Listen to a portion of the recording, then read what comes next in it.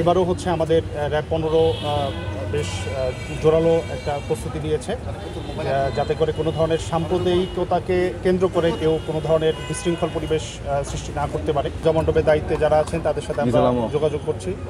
এর বাইরেও ইতিপূর্বে বিভিন্ন কোঅর্ডিনেশন মিটিং হয়েছে।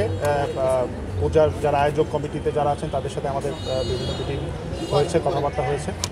তো এরই অংশ হিসেবে আমরা আজকে পূজা মণ্ডপগুলো ভিজিট করছি। এছাড়া হচ্ছে আমাদের নিজস্ব কিছু প্ল্যান আছে। আপনারা জানেন এলিট ফোর্স হিসেবে র্যাব প্রতি বছরই এই পূজা মণ্ডপগুলো খুব গুরুত্ব সহকারে সিকিউরিটি কভার করে থাকে। তো এবারও হচ্ছে আমাদের র্যাব 15 বেশ জোরালো একটা প্রস্তুতি নিয়েছে, যাতে করে কোনো ধরনের সাম্প্রদায়িকতাকে কেন্দ্র করে কেউ কোনো ধরনের বিশৃঙ্খল পরিবেশ সৃষ্টি না করতে পারে। আমরা গোয়েন্দা নজরদারি বেশ আগে থেকেই শুরু করেছি, আমাদের কাছে তথ্য আছে, আমরা তথ্য পর্যালোচনা করছি।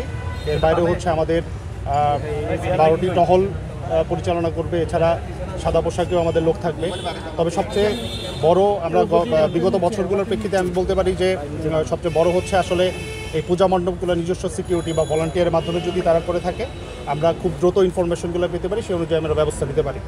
আমাদের কক্সবাজার যতগুলো পূজা মণ্ডপ আছে সেগুলোকে আমরা ভাগ করে করে এগুলা আলাদা করেছি, এবং সেই অনুযায়ী আমাদের 24/7 হচ্ছে আমাদের টহল দল সংশ্লিষ্ট জায়গাগুলোতে থাকবে।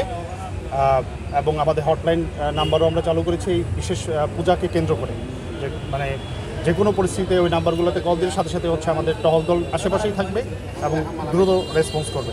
আমরা খুব দ্রুতই আমরা সার্কুলেট করব সামাজিক যোগাযোগ মাধ্যমে, বা আমাদের যে পেজ আছে সামাজিক যোগাযোগ মাধ্যমে আমাদের র্যাব 15 যে পেজগুলো আছে ওখানে হচ্ছে আমরা হটলাইন নাম্বারগুলো প্রোভাইড করব। আর হচ্ছে আমাদের ড্রোনের মাধ্যমে হচ্ছে আমরা উপর থেকে পুরো সামগ্রিক পরিস্থিতি পর্যালোচনা, কারণ প্রচুর জনসমাগম হবে আশা করা যাচ্ছে, সেই হিসেবে হচ্ছে আমরা অ্যাটলিস্ট স্কাই ভিউটা যাতে পেতে পারি যে কোথাও কোনো ধরনের বিশৃঙ্খলা হচ্ছে কিনা। এছাড়া ওয়াচ টাওয়ার থাকবে, আমাদের ওয়াচ টাওয়ারের ব্যবস্থা করা হচ্ছে। আর এই যে কীভাবে সমন্বয় সাধন আমরা পূজা মণ্ডপগুলো আজকে তো ফিজিক্যালি আমরা ভিজিট করছি, এর বাইরেও হচ্ছে এর ইতিপূর্বে ওই সভাপতি মহোদয় উনি বললেন যে এর আগেও হচ্ছে বিভিন্ন কনফারেন্স হয়েছে জেলা পর্যায়ে বিভিন্ন আইন শৃঙ্খলা রক্ষাকারী বাহিনীর সাথে। তো আমাদের কোঅর্ডিনেশন আছে, চলমান আছে, আমরা যোগাযোগ করছি ভাইদের সাথে।